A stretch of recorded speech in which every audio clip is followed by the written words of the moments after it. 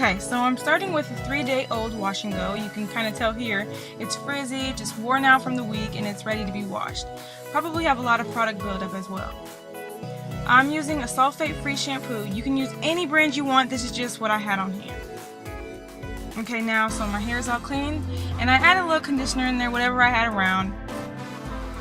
Okay, so now I'm going to use my Unique One. I think that's how you pronounce it. I'm not really sure. All-in-one hair treatment with 10 real effects. Now what this means is going to have 10 different jobs that it does that have to do with repairing, preventing, and protecting. I really like to use this for detangling. It does a really good job, and also since we're going to be using some heat, it's going to do a lot of great protecting. That's going to be awesome for your hair. Okay, so when I detangle my hair, I like to do it in sections. This literally cuts my detangle time in half, if that makes sense. Now here I am using my Thermofuse 1-Pass F450. What this is going to do is provide some extra protection against the heat.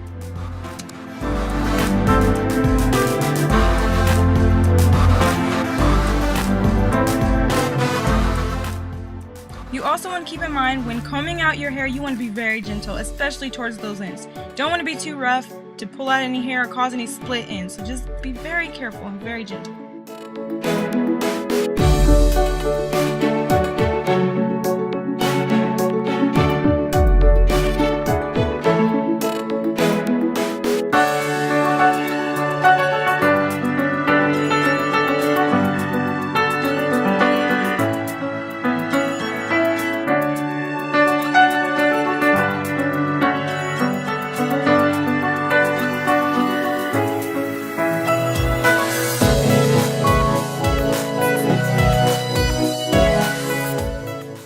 Okay, so now that I'm finished detangling, it's time to blow dry.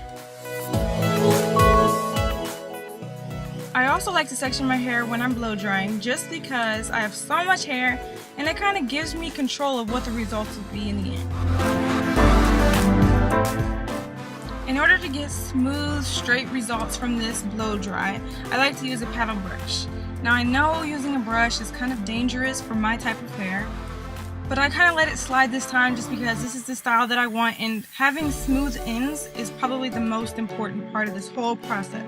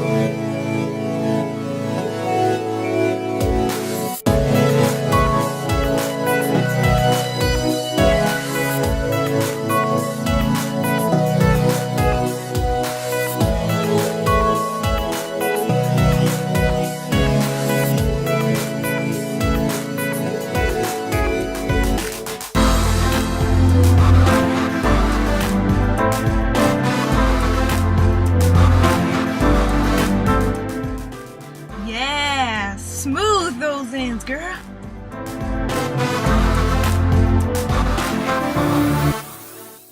Unfortunately, in like 5 seconds, my camera dies, so in the next clip, you're going to see my hair all blow dried and ready for the Bantu knots.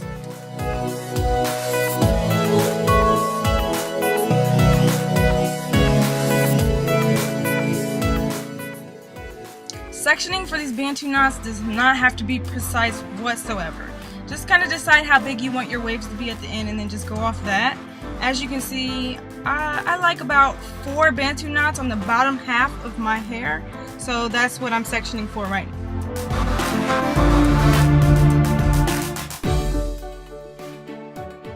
Yo, this has become like my favorite product for this style, my Organic Root Stimulator Smooth and Hold Pudding. Yes, it does the job very, very well, and I get the best results every time. Just don't use too much though. You literally want to use the smallest amount of product possible for this style, because if you use too much, the results just do not turn out right. So I'm just using the minimal amount of product here, and I'm going to brush it through. That's going to make sure that the style is going to stay when I take them out tomorrow. Also, when you're ready to twist for your knots, do not make the first twist too tight. You want to do it loose because the more you twist around the knot, it's going to tighten on its own. So just give it a little slack towards the root because you don't want it to be so tight that it's ripping off your scalp. Just do it loose, loose, loose, and as you go around, it tightens itself. By the time you get to the end of the knot, it's like, perfectly tight. When you're twisting, you want to make sure your hair is perfectly smooth. If there's any knots or any tangles or anything, take the twist out and comb it because this is the most important step. Also, I forgot to mention, when putting in product, you don't want to put in too much, no matter what product you use, because we don't want our hair to revert back to its natural curl pattern. That is a no-no. That's going to change the entire style. Just be careful, please. Also, you see me here adding a little bit more product to my ends because you see how dry they are? I need to make sure that these are going to be smooth because we don't want smooth roots and then all of a sudden to the ends it's all nappy and ratty when we take the Bantu knots out. So ends are key. Pay close attention to them, please.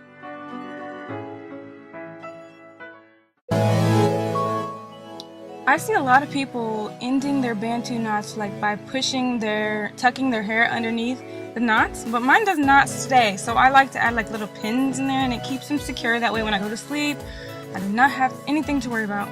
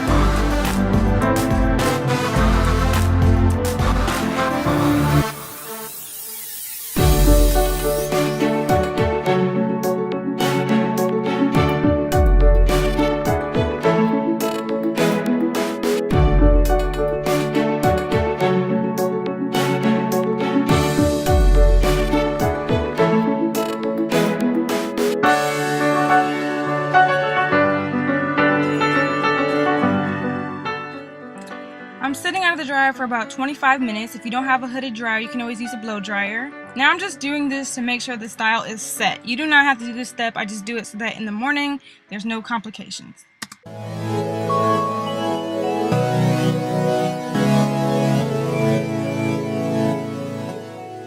Last night I slept in a shower cap underneath my satin bonnet. What this did was create a little bit of moisture, which kind of set my knots in even more to create even more definition.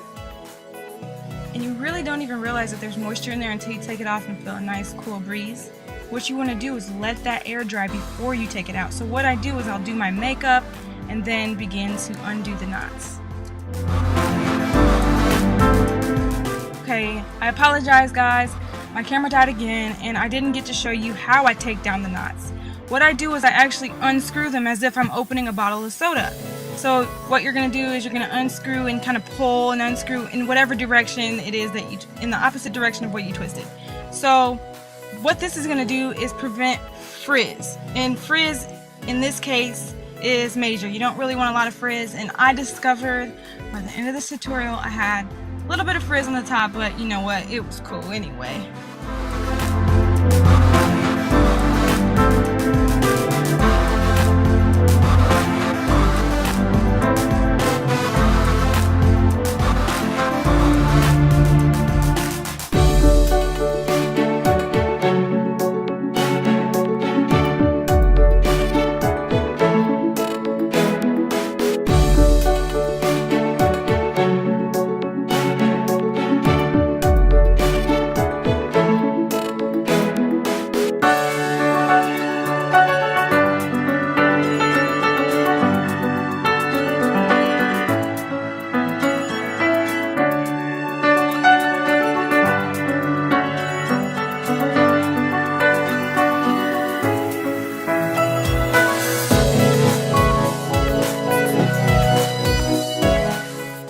Bam! And that's all that's to it.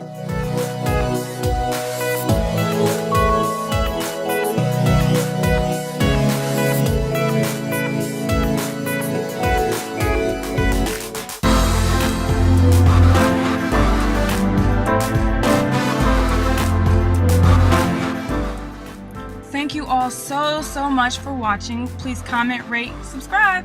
Oh, and you can find me on Instagram, it's great flexing, at aim high, fly high. Thank you.